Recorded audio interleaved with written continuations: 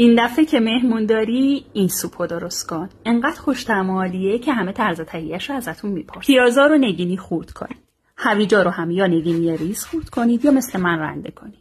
پیاز رو با کره تفت بدید تا سبک بشه. هویج رو هم اضافه کنید و یکم تفت بدید.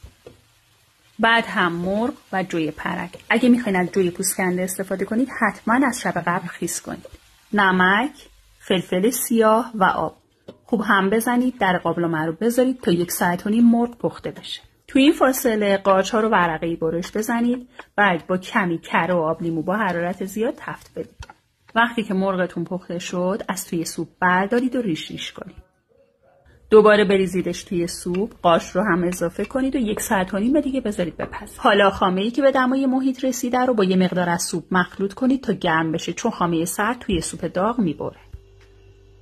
بعد هم شیر گرم خوب مخلوط کنید. 10 دقیقه آخرم جعفری خرد شده رو اضافه کنید. نوش جانتون.